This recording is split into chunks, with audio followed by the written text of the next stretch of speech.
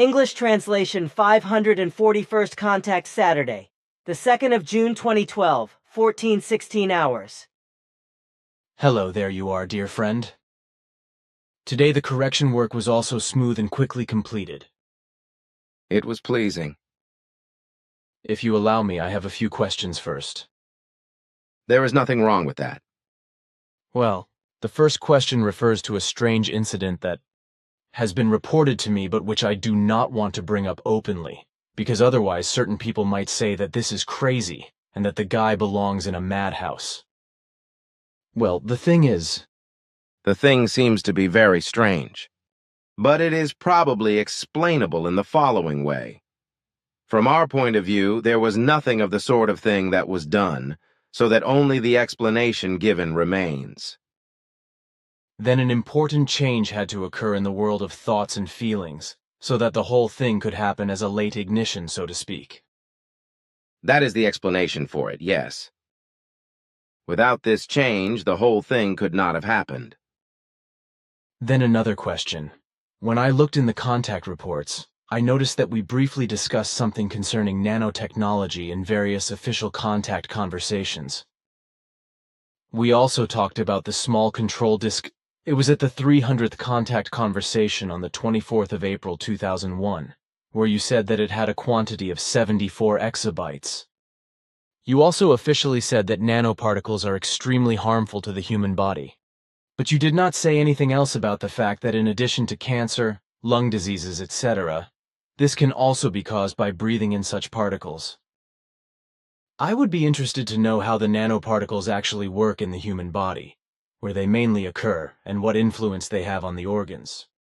About the occurrence of the nanoparticles, it is to be said that they are present practically everywhere, as they are produced by Earth humans also with petrol and oil combustion engines and by the smoke of the fire, but also by the vice of smoking and the evaporation and atomization of chemicals and in all kinds of other substances.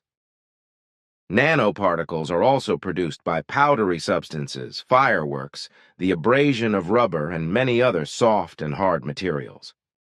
Even the finest dust particles in the atmosphere are nanoparticles, as are the finest ejections and smoke from explosives of all forms, including atomic and hydrogen bombs and the ammunition of all firearms and light and heavy guns of all kinds. All rockets, also the so-called space rockets and military-guided weapons, produce enormous masses of nanoparticles through their explosive ejection.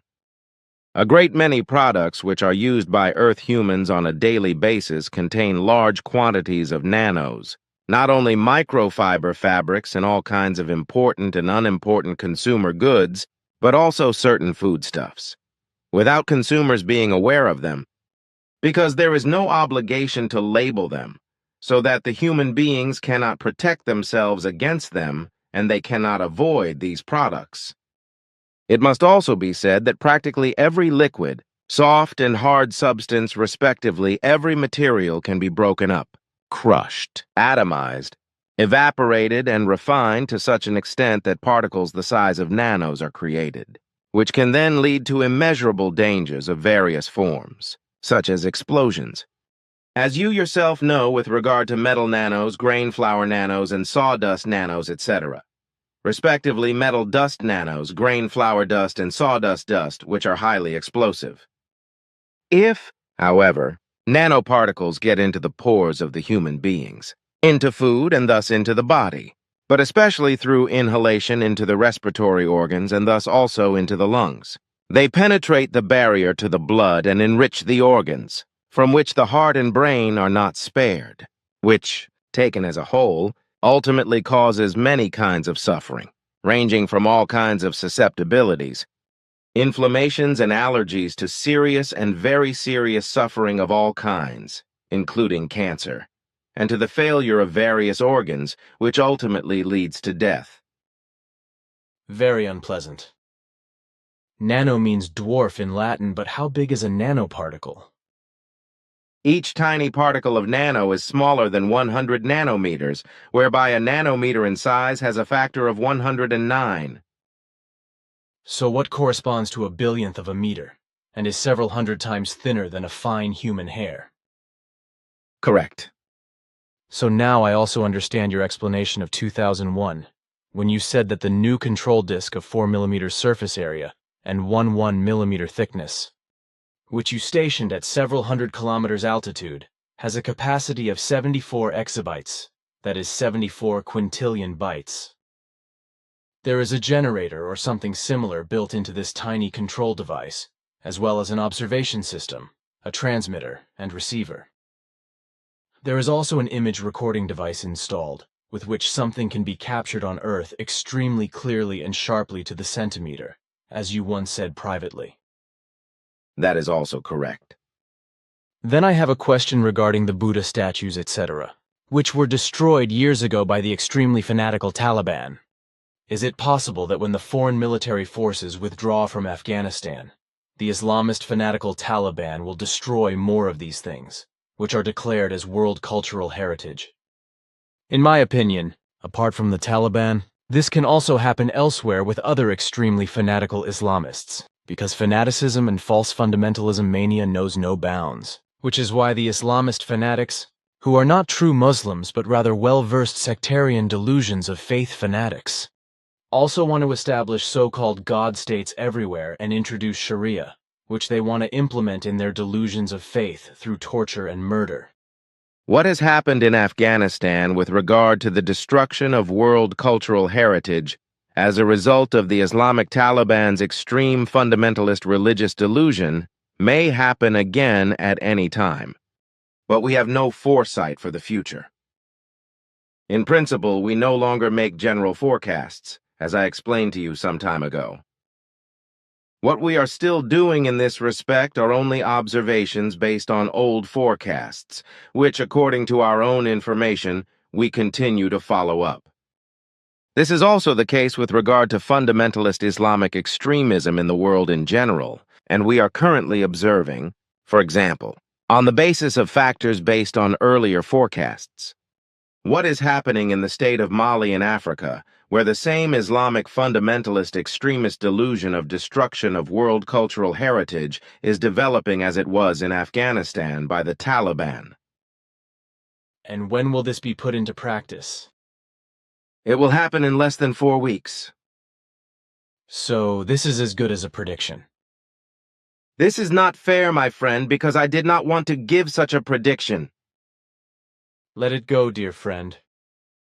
It might have been really mean of me, but if you do not dare, you won't win. Besides, you did not break your word because it wasn't in your mind to make a prediction. Actually, I confused you and elicited an answer from you, which you simply answered quickly and thoughtlessly. You can see it that way, yes, but I am embarrassed. You do not have to be, because it was not done intentionally in the sense that you wanted to break your word. So let it go. Look, here I have written a new article entitled The Power of Correct Words and Behavior, which I will also give you to read. It has a little over 6 A4 pages, so you should probably read it later. Bernadette thinks that I should put the article in a bulletin and also make it into an A6 brochure. I want to give it to you to read, because she and I think that it also deserves a place in today's Contact Conversation report. I can look through it superficially now, which will not take too much time, if it is convenient for you. There is nothing wrong with that. Here, please, you can take the printout with you. Thanks. Ta reads. The might of correct words and correct behavior. There is a creational natural law and a recommendation that correct words and correct behavior are beneficial to all the human beings who use them and guarantee a life lived in decency, honor and dignity for everyone, and give them friendships. Honesty and modesty are of paramount importance, as well as a non-seeking for influence and power in a negative sense, which is characteristic of so many human beings. Many have or want them and are so stubborn in them that they do not want to turn away from them and cannot free themselves from them, because everything is too deeply rooted in them. From the bottom up, however, The natural laws and recommendations of creation teach that the human beings should rule over themselves with all the power they need, but should not exercise this power in a negative way over their fellow human beings. Through every wrong form of education of those who have the power of education and through wrong self-education, the human beings learn the hunger for domination of their fellow human beings and for power over them. And this is quite contrary to what the creational natural laws and recommendations recommend, that absolute equality should prevail among all life forms. Although all herds of living beings, as well as all groups, families, organizations and states, etc., need authoritative leadership, the laws and recommendations of creation and nature dictate that this leadership should be equal to those who are led and should not be dominating and exercising power in a negative way.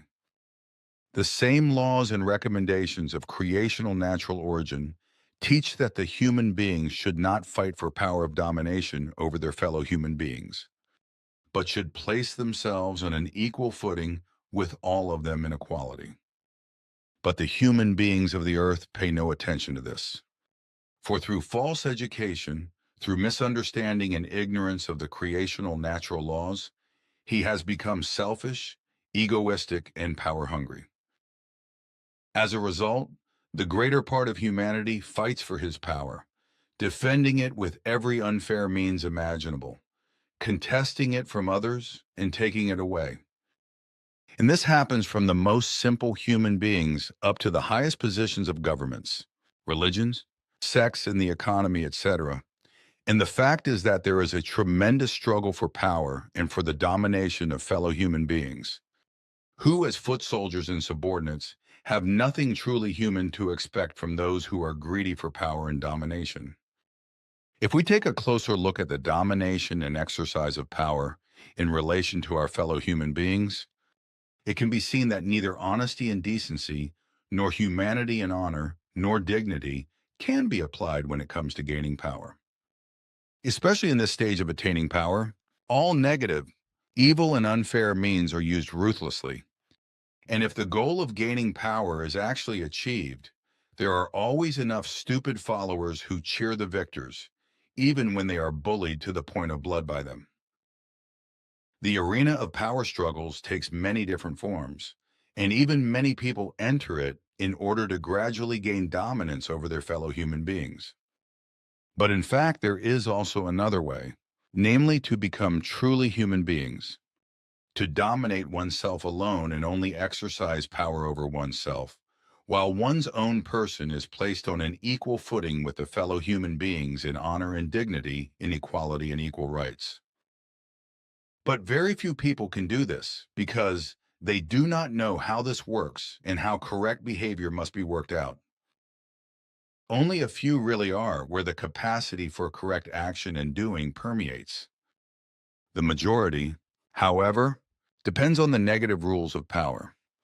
And consequently, the laws of equality and equivalence cannot be applied, nor can the modesty, honor, honesty, and dignity which alone can really strengthen one's own inner and outer position. Once the mastery and power over one's own person has been won, even if it has to be worked out very laboriously, then it is recognized that it is not necessary to break the rule and power of others. Because only one's own strength, mastery, and power over one's own personality, one's own character, and one's own positive balanced behavior are of real value. Those who have influence and power over themselves are also the only ones who decide how they respect their fellow human beings in honesty, honor, justice, love, and dignity, how they treat them or how they lead them humanely without exercising negative power when they are elevated to a position of leadership.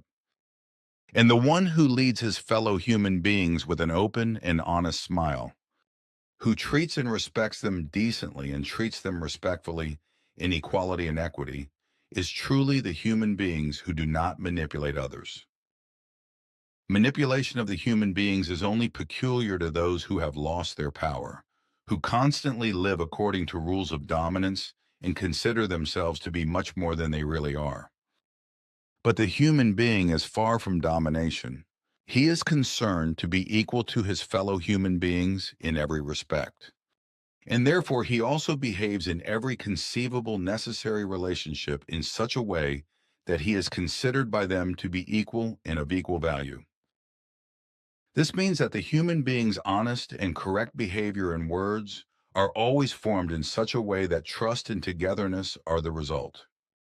Using correct words and correct behavior also means that, outside of any ambition of power struggle, everything is perceived and understood correctly, so that no misunderstandings arise and no wrong decisions are made.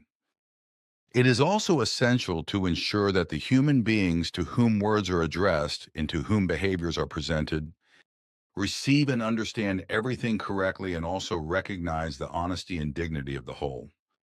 If this happens, then it is imperative for the righteous, except for troublemakers, know-it-alls, malicious critics, liars and slanderers, etc., that they respond to the honesty of words and behavior and react positively.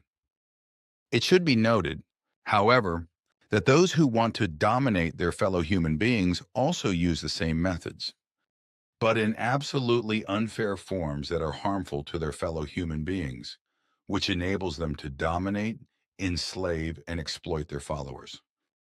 A true human being, for whom honesty, honor, and dignity and all virtues as well as freedom, peace and harmony are great values in life, takes care that he is always his own Lord and Master over himself, that he decides for himself in all things due to him, and that he is consciously responsible for everything and anything, and for his own existence and life.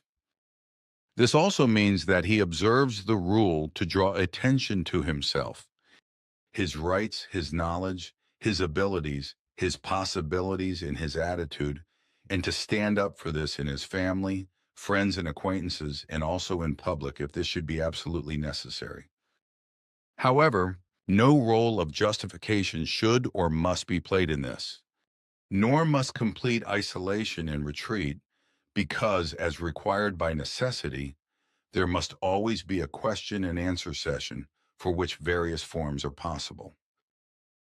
However, malicious, lying, criticizing, know-it-all, and slanderous attacks should not and need not be dealt with unless they are made absolutely necessary by specific situations.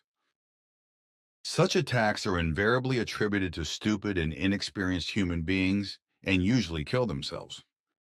However, it is important for the human beings to be perceived with their honor, honesty, and dignity, as well as with their knowledge, their actions, and their behavior, so that they do not disappear into oblivion. But if he does not pay attention to being perceived, then he will become a loser, because only by drawing attention to himself and by acquiring attributes of recognition and respect will the human beings also be granted the value he deserves. For him, however, this does not only refer to his own family, his circle of friends and acquaintances, but also to all his fellow human beings with whom he comes into direct or indirect contact. In fact, it is true that everything that is not seen by his fellow human beings in one or more of them is simply ignored, counts for nothing, and has no value. If the human beings in their behavior and their statements, explanations, actions, deeds, and words are perceived at all, then it does not matter at all whether the whole thing is positive or negative, good or bad.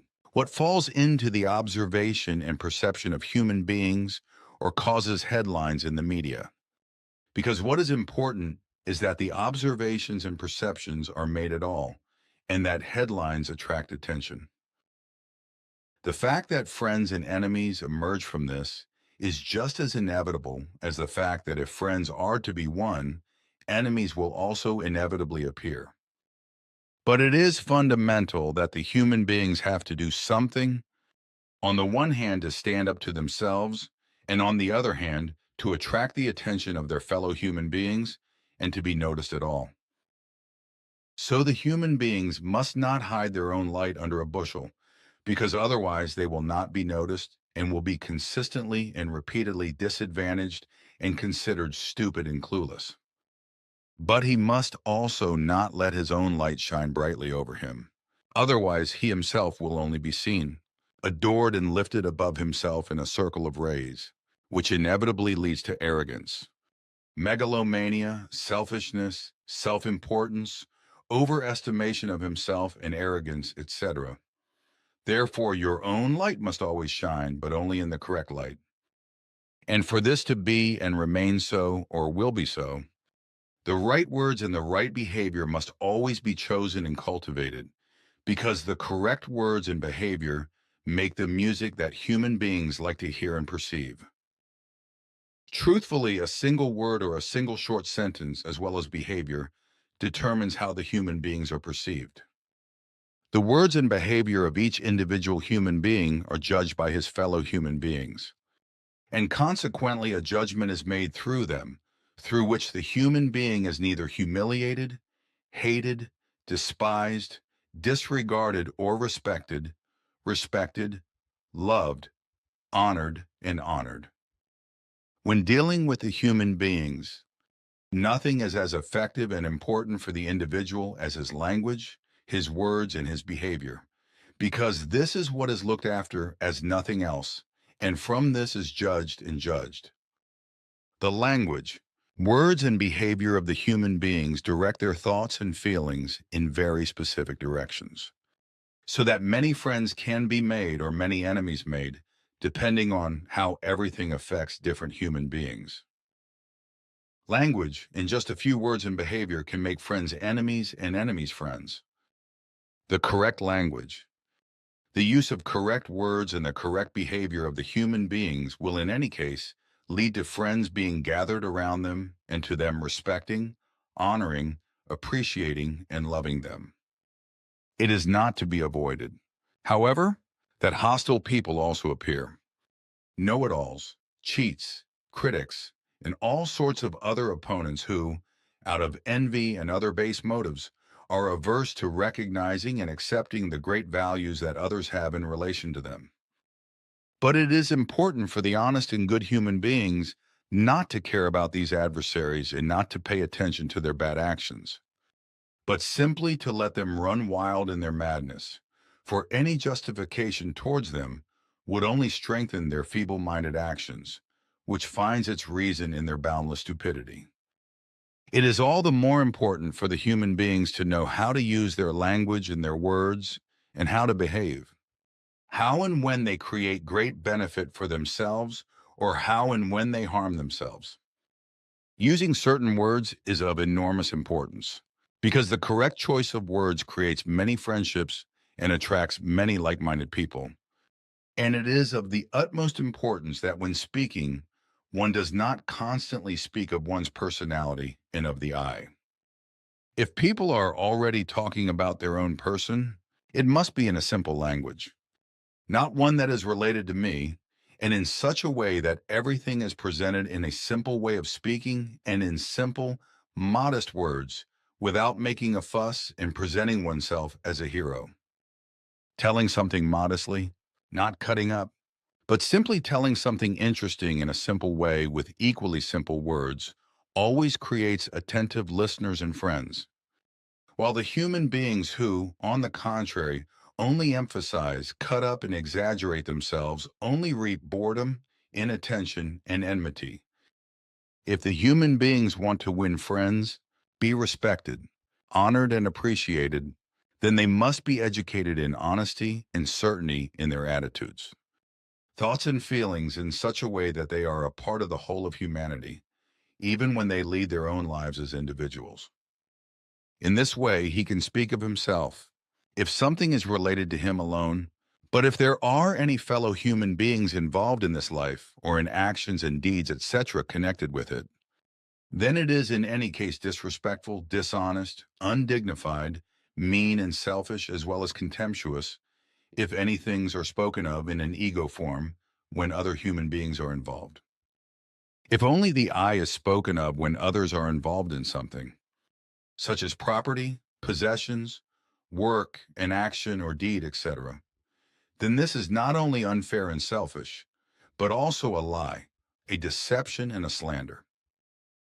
So if there is any common ground, it is never the I, but only the we, because What is done together is not the business of any one person, but of all of us together who are involved.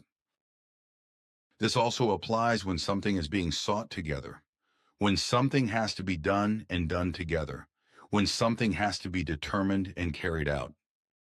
And when the we is spoken of in this way, then all those involved in the whole feel addressed, and it may even be said that the honest and dignified we also addresses enemies, which can break some enmities. This is based on the fact that the human beings, when addressed by the we, consciously feel part of the human community. This creates a brain chemical reaction that produces the hormone dopamine, which pervades thoughts and feelings with impulses of happiness.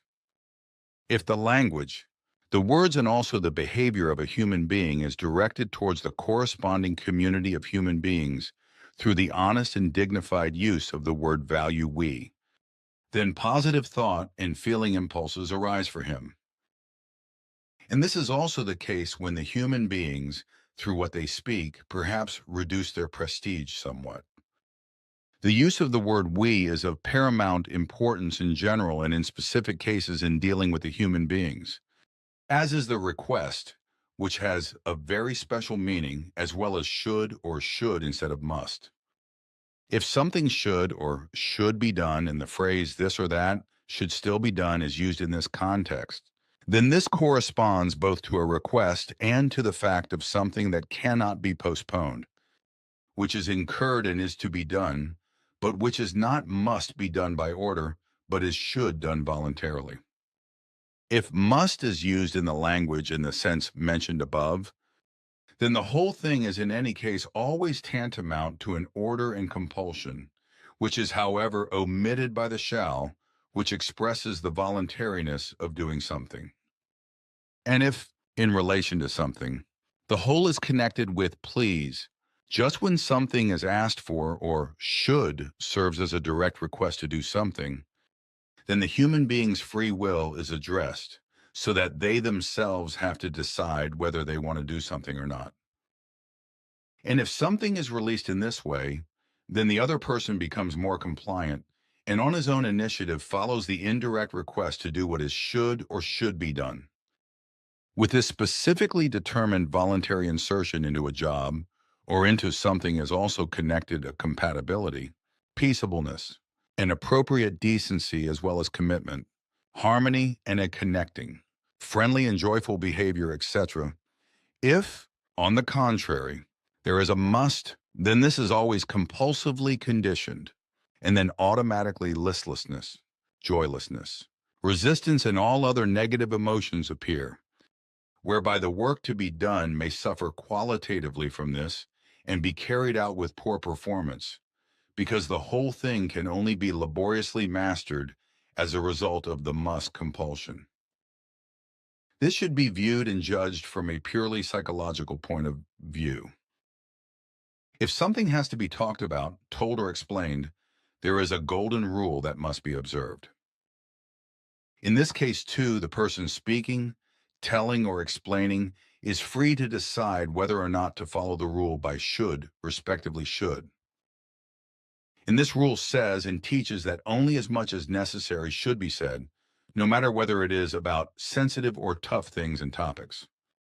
If, for example, the subject matter to be dealt with is rich in learning, short explanations encourage the listeners to think about everything themselves and to try to understand the whole thing, which in turn leads to the fact that sooner or later correspondingly pertinent questions are asked which require further explanation. Of course, this can take time from a few minutes to several years, during which time everything is considered and understood. This is the inevitable development of oral learning, as it begins at an early age in children, when the educators have to explain all sorts of things to them, and they have to answer questions. Depending on the individual case, it is also the case that the person speaking and explaining also removes the basis for unnecessary speculation if certain sensitive things and topics are only addressed or explained as far as necessary.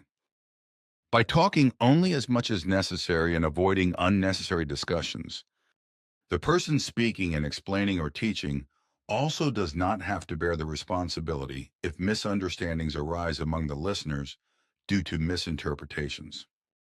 Therefore, the rule should always apply that when speaking, explaining, telling, and teaching, everything should always be presented concisely, dryly, and unadorned, but honestly, clearly, distinctly, and accurately. On the one hand, many values can be expressed quickly and comprehensively, and on the other hand, this way of speaking encourages the interest of the listeners, which makes the person speaking become a rooster in the basket, so to speak, which should not lead to arrogance, selfishness, self-importance, and delusions of grandeur. There is also a rule that says that one should remain calm and simple on the ground of modesty and restraint. Dignified human beings say little, only in accordance with reality and its truth, and they speak only when necessary, which is why they also have a very impressive, trusting, and interpersonal value for their fellow human beings. At the same time, they are also very clearly aware that if they speak little, and only according to reality and its truth, they cannot say anything banal, stupid, or wrong. If something is said, spoken, explained, told, or taught, then this always requires a certain point in time, therefore a precise timing respectively and exact. Precise coordination of the process's timing has to be observed. For example, the exact and correct point in time when and how something should be said, done, or explained. If this is not observed, then this is a serious mistake that can bring about many disadvantages, many hardships, and many evils, whereby the word alone should be remembered that whoever is in the wrong place at the wrong time, or whoever says the wrong thing at the wrong time, suffers great harm. If the coordination of the processes and the correct timing is also not observed when talking, explaining, telling, teaching, and lecturing, then the whole thing will go wrong. This, however, must be avoided and requires that everything be considered in the correct way.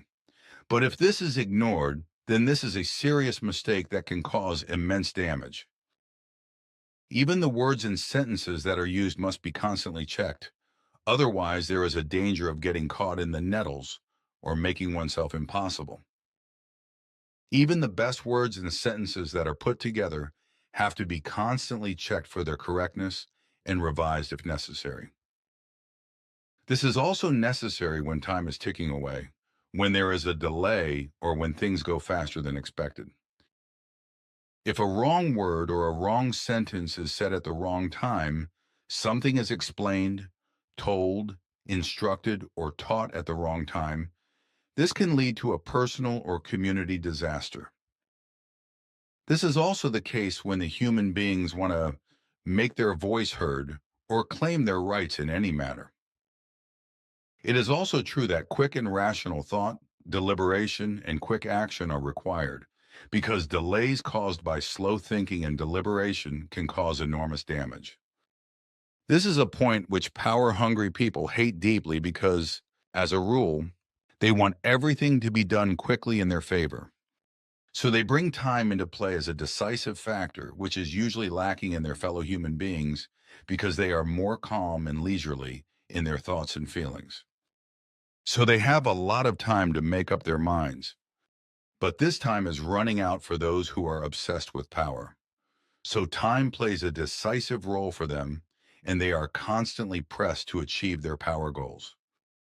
But this is inevitably connected with the fact that they use rhetorical manipulation to influence the views and opinions of the listeners or subordinates in a violent and coercive way, and to break the will which is inherent in them and only weakly present. Thus, the listeners or subordinates are not able to prevent the plans of those in power or to throw them off when they come into being. So it is true for the normal, simple human beings who do not possess the lust for power themselves, that they always stick to reality and its truth, which also means that they make use of their own rationality, use their intellect and reason, and through them recognize the lust for power of the powerful and defend themselves against them instead of joining in the howling of power.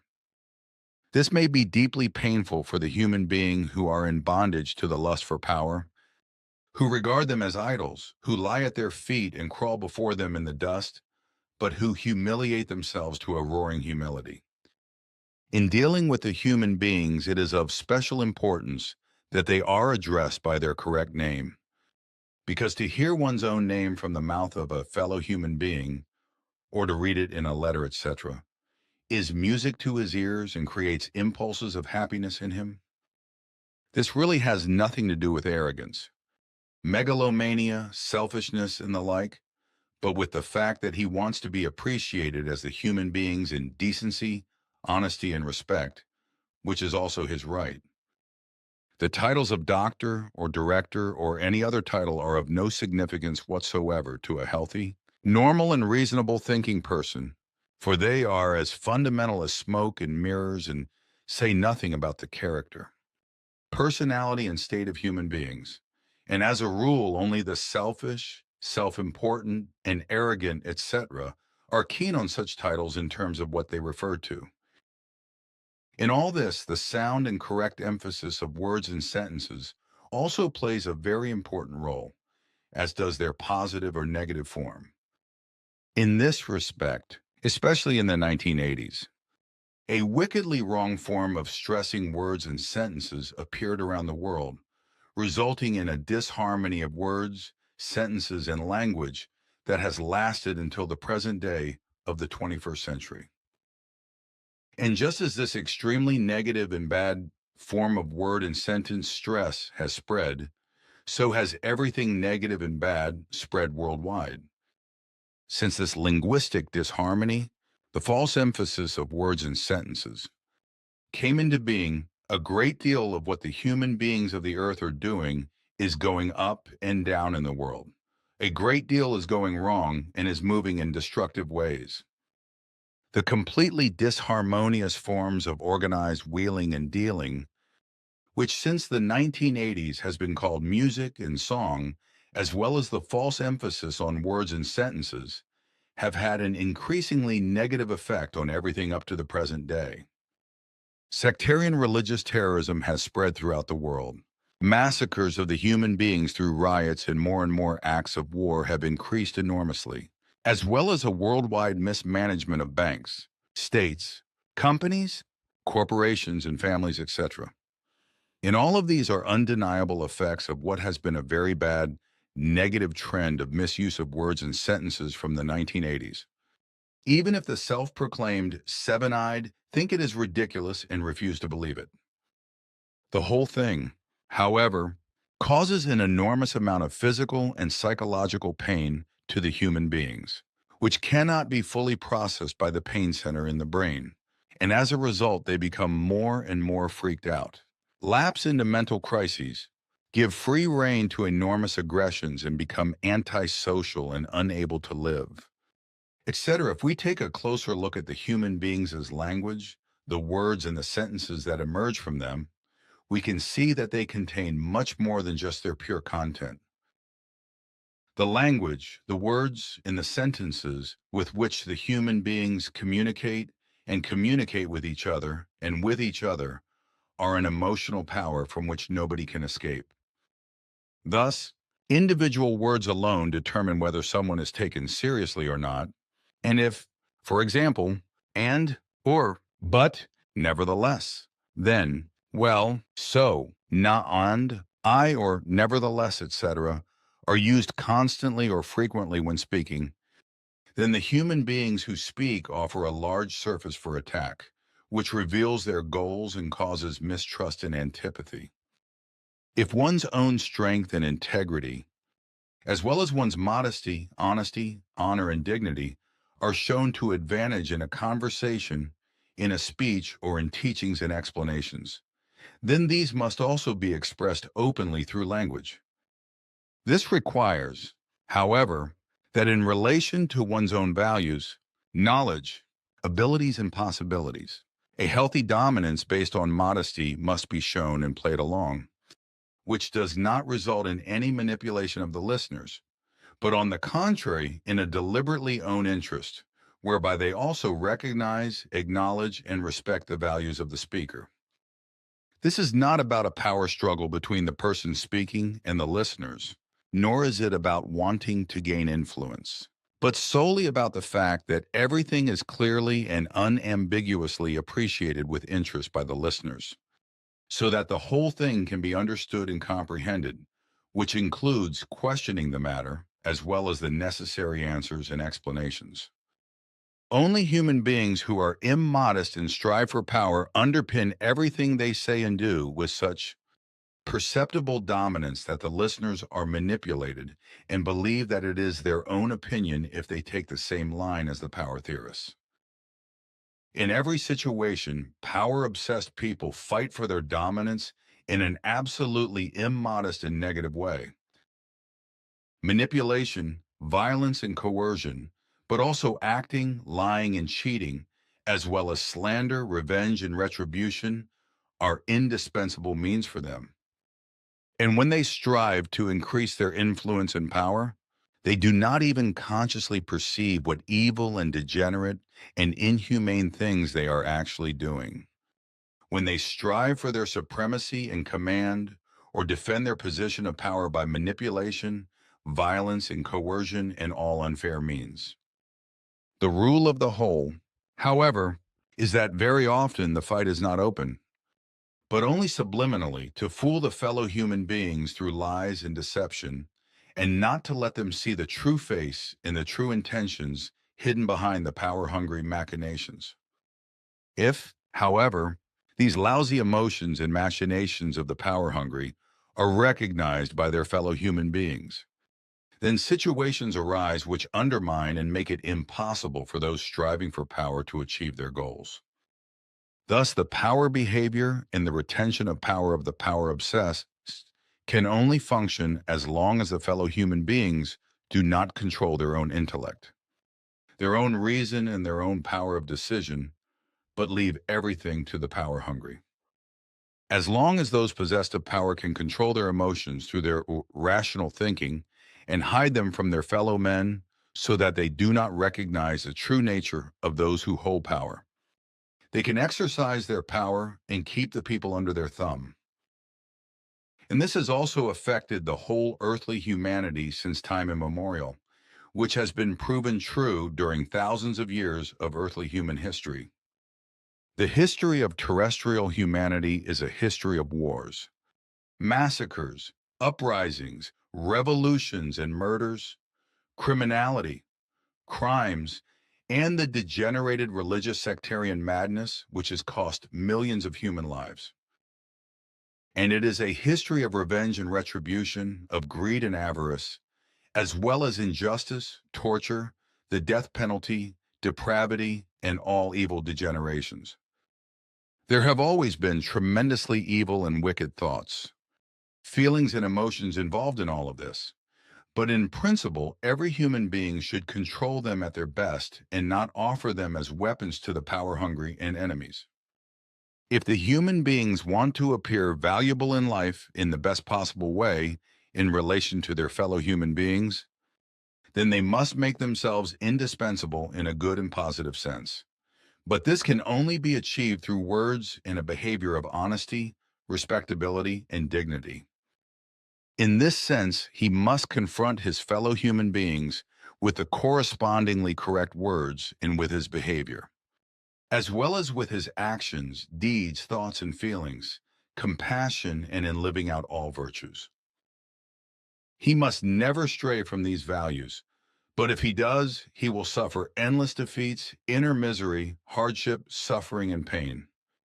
Truly, it is the human being's duty to assert themselves in life in all conceivable situations, and if they are unable to do so, then it is their duty to seek help from correspondingly wise fellow human beings.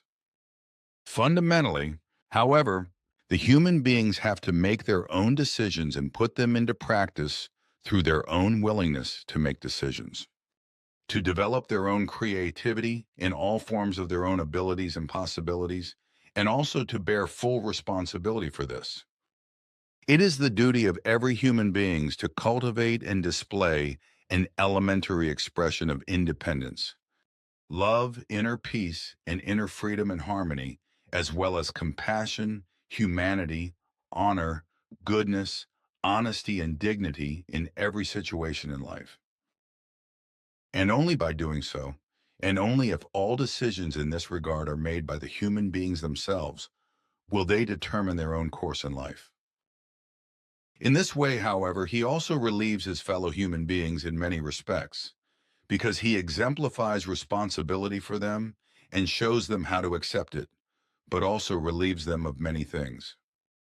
Many people are afraid of being someone who is supposed to have some kind of responsibility towards their fellow human beings, the flora and fauna and the planet, etc. And this is even the case with some people who have to act as superiors or otherwise lead human beings in leading positions, and who have to assign or control work. This fear is usually based on the fact that, on the one hand, decisions are to be made, and on the other hand, that mistakes could be made. The fact is, however, that when deciding on any matter, it is not necessarily important that everything is done right, because basically mistakes are always allowed, because without them, nothing can prosper and nothing can become right. And furthermore, mistakes are there to learn from, to correct, and then to make everything better, so that in the end, with right words and right behavior, more good, correct, and error-free decisions are made than wrong ones. It is the same with every job, action or deed, etc., that has to be done, but it is more important whether the necessary information is received and understood correctly, and whether it is correct, ambitious, or misunderstood, and carried out without interest, which leads to mistakes. The power of correct words and correct behavior also refers in every respect to teaching and teaching in relation to the teaching of the truth, teaching of the spirit, teaching of the life, which is intended to help and guide the human beings of the earth to think and feel about the creational natural laws and recommendations, to perceive, understand, and obey them. In this respect, the words of the person giving the teaching must be chosen in a correct and appropriate manner, and his behavior must also be in accordance with the teaching. In this teaching, the spiritual teaching, respectively the teaching of the truth, teaching of the spirit, teaching of the life, does not contain anything in itself in such a way that it is intended to change the world, as the unneeded may misunderstand and thus attack, for example, the spiritual teaching and those who teach it. But these attacks are made only because the wisdom of the attackers to understand reality and its truth through understanding and reason is not yet correct and not formed, because they lack the decisive experience of life through which a clear-sightedness could be shrewdly achieved. And if such inexperienced human beings want to speak wisely and believe that they would choose the correct words for this purpose, as these have been used by clever believers since time immemorial, if you want to change the world, you have to start with yourself, then this way of speaking has a bitter taste. The bitterness is related to the incomprehension of the person who uses such dubious, old-fashioned words without understanding what is actually being said wrongly. Neither the spiritual teaching nor any other good and positive teaching about the human beings turning to, perceiving, accepting, and implementing in life the natural laws and recommendations of creation is aimed at changing the world. Any such teaching is only meant to work on the human being and to form him or herself into a true human being, whereby the should always stands for the fact that the human being has to decide for himself or herself whether he or she wants to do something or not.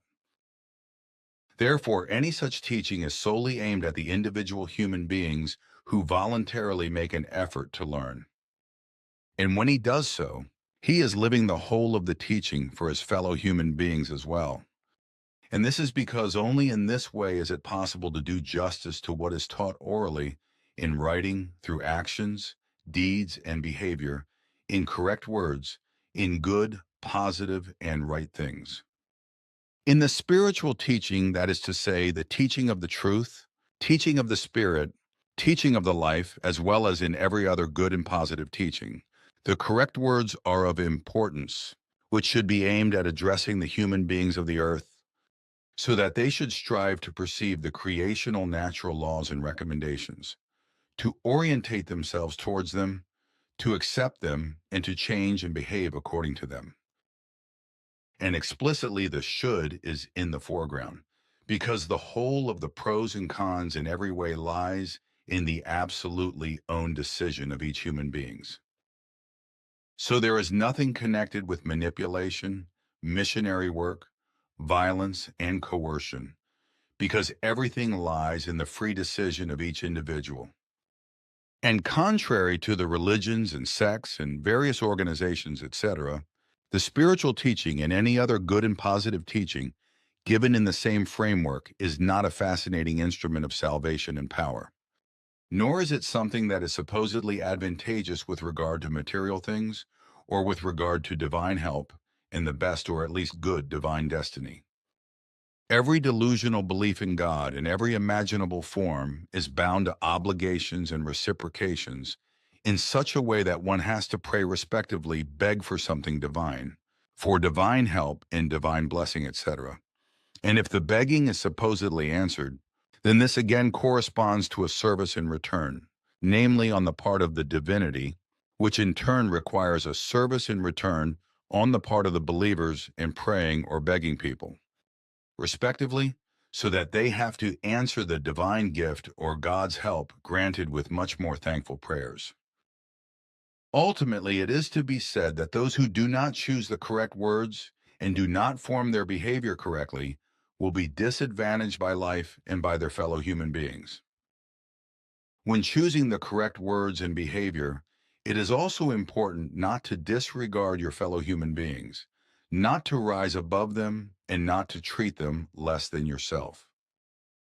One's own true greatness must always be somewhat dampened outwardly by modesty, but if this is not done, arrogance, selfishness, and overestimation of self, etc., will result. It is therefore also necessary to cultivate true modesty in the use of correct words and behavior, which corresponds to great skill in dealing with one's fellow man. Modesty is also a dampening measure not to speak boastfully of oneself and not to let oneself shine in one's own light. For the more the human beings, through immodesty, make themselves and their actions, deeds, words, and behavior shine, the more they irritate those who listen to them. And this happens because the own shining, by which the own personality is to be lifted up, usually by boasting, etc., makes the fellow human beings fall the deeper into the darkness and makes them appear inferior and void. So it happens that the more luminous the human beings are, the darker they see themselves and their fellow human beings even consider themselves stupid and inferior, which often leads to psychic consciousness disorders. Therefore, if the human being, in true and honest modesty, is sage and wise in his relations with his fellow human beings, and knows the laws and recommendations of equality, equivalence, and equal rights, he knows that his own superiority over other human beings is in any case trivial, stupid, false, and harmful. Therefore, it is absolutely not necessary and therefore not required for the human beings who are truly and honestly humble to show superiority over others, as through boasting, lies, spreading rumors, and slander. Right is only to express oneself only with true, good, positive, and correct words, and equally with a similar behavior and with one's own opinions, knowledge, and compassion, with true love and wisdom, and with valuable actions and deeds. Billy Simyase, Silver Star Center, the 2nd of June, 2012, 102 HRS. After 24 minutes. This article is very valuable, and I therefore understand Bernadette's wish, as well as your wish to have it included in our contact conversation today. The whole thing is really very good, so it is worth spreading it in different fonts. Thanks. But from the article, a question for you also arises. Namely, how is it with regard to friendships and enmities with you, Playarin, as well as with regard to Gavalt and coercion? In the article I have written, that when friendships are sought after, that also enemies and thus adversaries will then appear.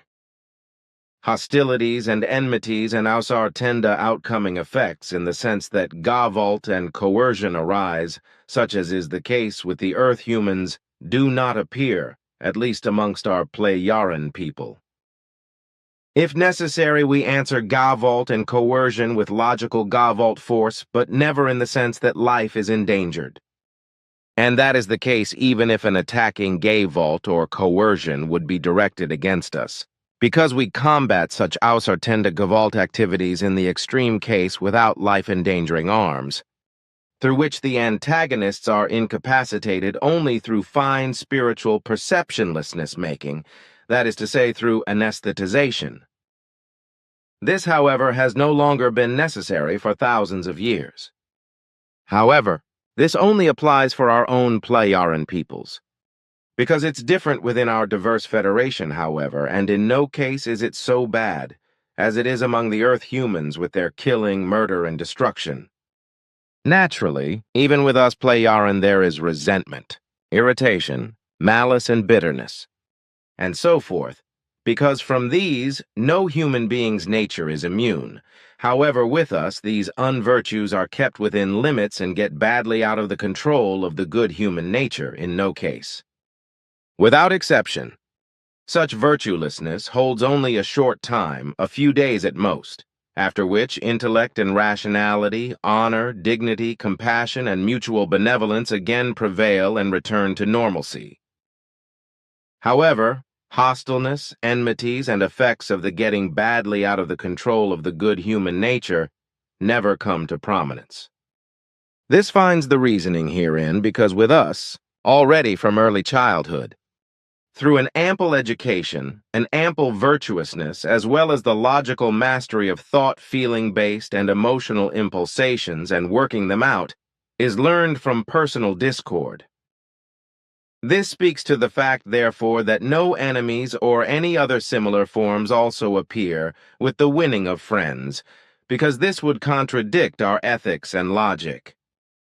So then no comparison to the Earthlings can be drawn, because with many, when it comes to perceiving their own advantages, there prevails neither true ethics nor logic or true compassion or love, etc. Enmity, jealousy, envy, greed, and egoism are very common and often degenerate into lifelong hatred, into legal battles, as well as not infrequently even into violence, coercion, murder, manslaughter, and destruction.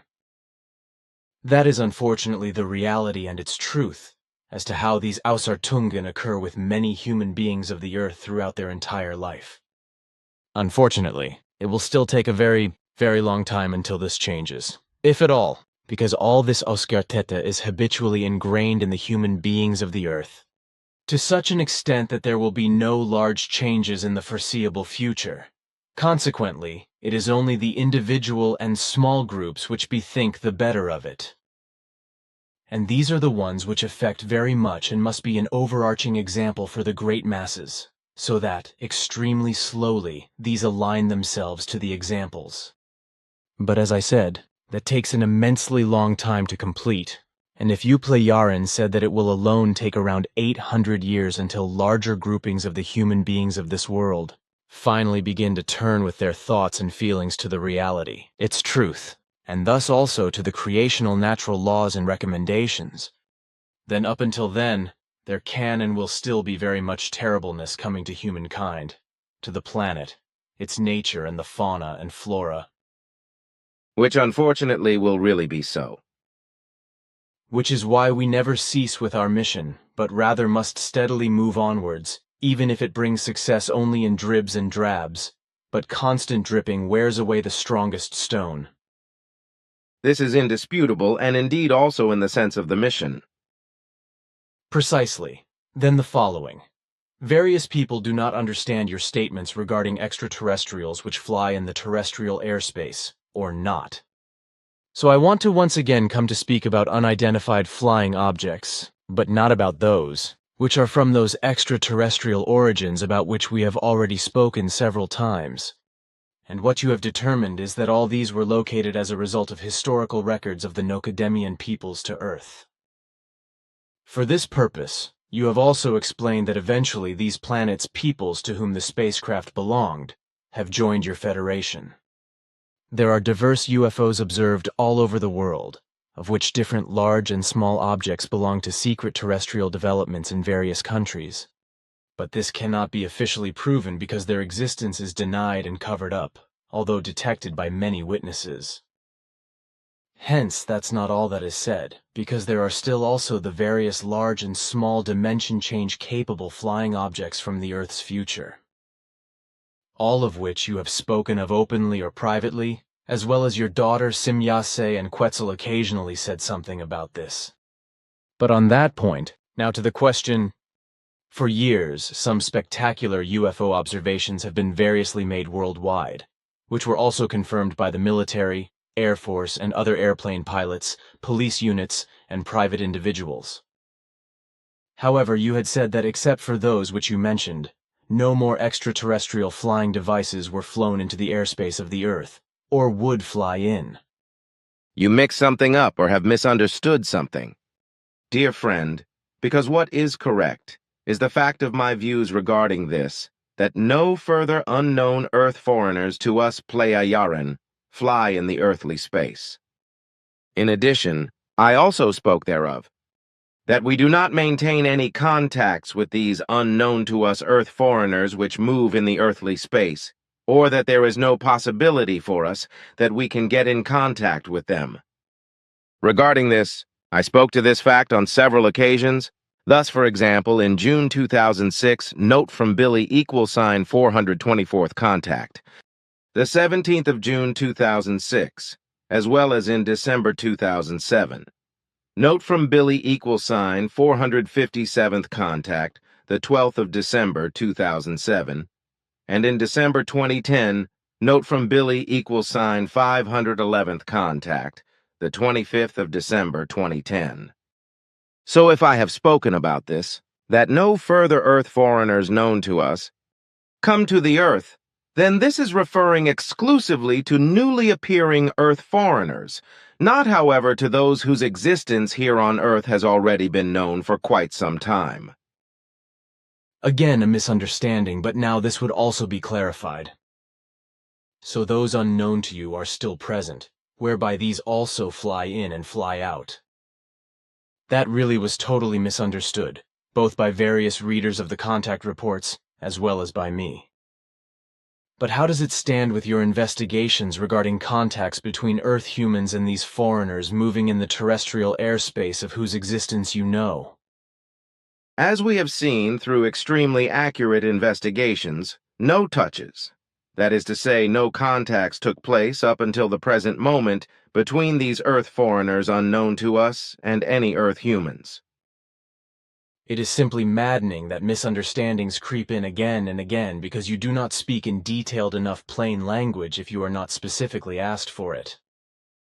This corresponds to a mutuality because you always answer only to direct questions without giving further details thereof. And so, as you keep to in this regard, we adhere to this as well. This form of questions and answers is indeed also correct in principle, because thereby one does not go adrift into hardly important details. With which you are also naturally right again. For your explanation concerning your statements in old contact conversations, I shall pick out the corresponding information from the contact report blocks and attach them to your explanation. I can also utilize our current conversation for answering a bulletin question. That might be good so those interested can read about it. Let me ask you a question concerning water respectively, Water. How is it possible that in deep waters, such as seas and lakes, despite the enormous depths, the water does not become sick and life can exist in it? Simply because of the waves. That is not possible, is it? At least I can't imagine that, because the waves can't reach so deep down to the bottom. You are not wrong. In fact, every body of water regenerates once a year, whereby the entire mass of water adjusts to a temperature of 4 degrees Celsius, and a complete circulation of the same to the bottom takes place. In this way, the waters remain healthy and viable. Aha! I did not know that. Hence the question. Then something else. What about comets? They should also be perishable, right? If they get their tail from the sun's radiation, which can be up to 500 million and more kilometers long, then the comet's matter will wear out, which is why they cannot last forever and will have to dissolve one fine day.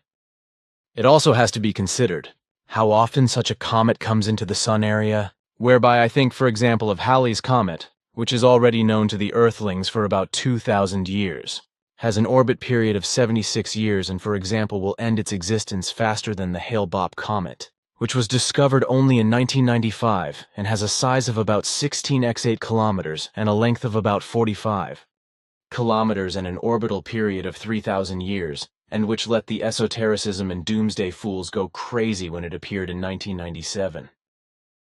This then claimed many suicide victims. What you say is correct, of course. And as for the Halley's Comet you mentioned, our calculations suggest that its complete dissolution will take place in about 150,000 years. The Hale-Bopp Comet, on the other hand, will exist for millions of years. For the Halley Comet, cosmically speaking, a very short time. It is time for me again, dear friend, but I still have some private things to discuss with you, so we should redirect our conversation to that. Of course, it is also good to meet, because I also have some private things I want to talk about. So start then you, dear friend.